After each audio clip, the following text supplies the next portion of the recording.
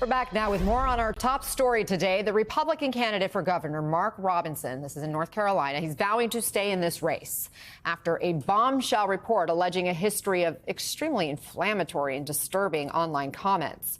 Democrats slapping Robinson, who reportedly called himself a black Nazi and supported reinstating slavery on a porn site from 2008 to 2012, years before he entered politics. The state Republican Party is standing fully behind their candidate, calling the report a smear campaign by the left. NBC News has not authenticated the online posts, and Robinson denies he made the comments. But this controversy has Republicans concerned and looking for reassurances. My hope is that the Lieutenant Governor can reassure the people of North Carolina that the allegations aren't true. Do you think he should drop out? Well, let's give him an opportunity to, he's said they're not true. I think he needs to have the opportunity to explain to the people of North Carolina. Joining us now is Anderson Clayton, the state party chair for the North Carolina Democratic Party. Anderson, first, I got to get your reaction to this bombshell CNN report. I mean, this is the same Mark Robinson that we've always known has been running for governor in the state for the last year. And we are really excited, honestly, that people get to understand fully who this man is. And also the fact that we have got a true champion, a public servant running against him in Josh Stein this year for our governor's race.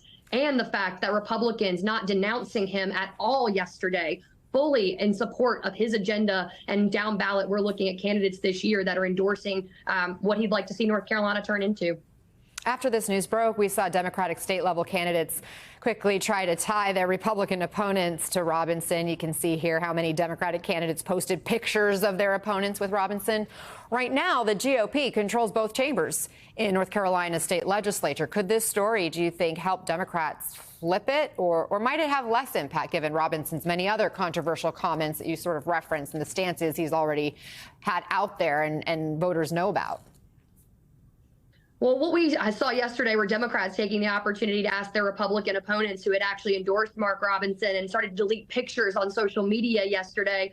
Folks like Hal Weatherman, who has been really well-intentioned and associated with Donald Trump and Mark Robinson this year at the top of the ticket running for lieutenant governor. None of these Republicans have the opportunity to separate themselves from Mark Robinson. You heard the NC GOP yesterday say it themselves that they are in full support of this man and what he stands for. Making sure that we're trying to see a successful election cycle in North Carolina this year means uplifting candidates that are running down ballot this year that have also endorsed that extreme agenda.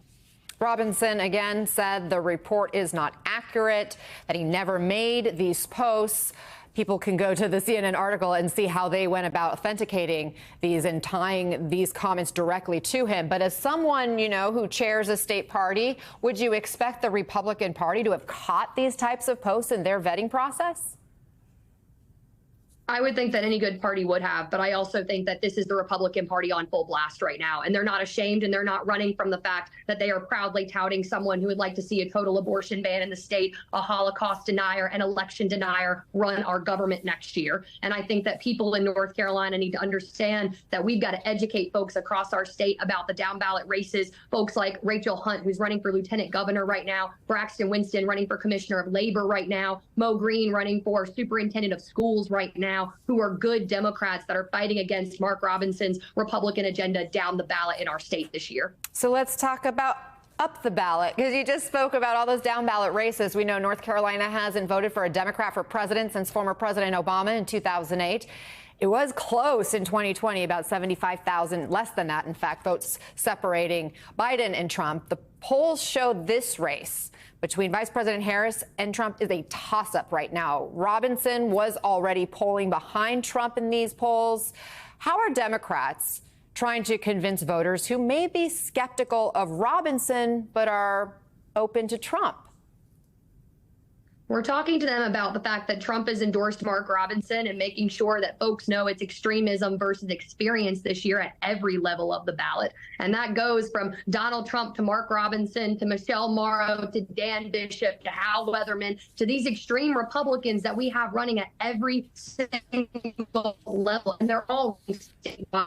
North Carolina is one of 11 states in the country that elect a council of states. And so we have to make sure that we are talking to voters about those important races everywhere. Anderson Clayton, good to have you with us. Thanks so much for joining.